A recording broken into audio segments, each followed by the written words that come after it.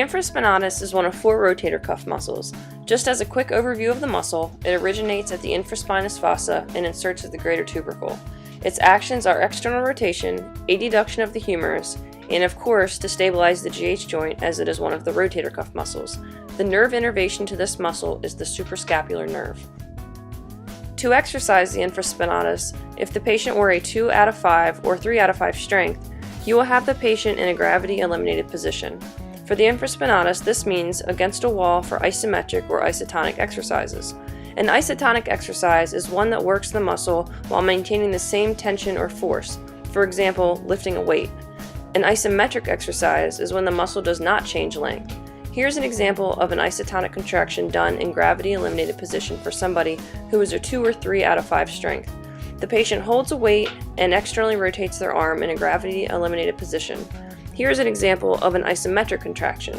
The muscle length is not changing as the patient laterally rotates their arm into the towel. If the patient had more than 3 out of 5 strength, they could progress this exercise. To do this, the patient stands in one spot and externally rotates their humerus with a towel underneath their arm to keep their arm in the correct position.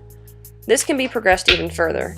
The patient can stand with the arm at 90 degrees of flexion and start from a completely internally rotated position and laterally rotate their humerus. This could be progressed even further than this by having the patient standing and facing towards the band and having their arm abducted to 90 degrees and then having them internally rotate and then laterally rotate their humerus. One way that you can design exercises for the infraspinatus for sports is by breaking down the motor tasks. For example, you could have the patient perform a discrete task, like throwing a ball into lateral rotation and then catching it by internally rotating their humerus. This movement can mimic a lot of different movements in sports. For example, it could mimic the start of a forehand hit for tennis, a throw for softball or baseball, or a spike for volleyball.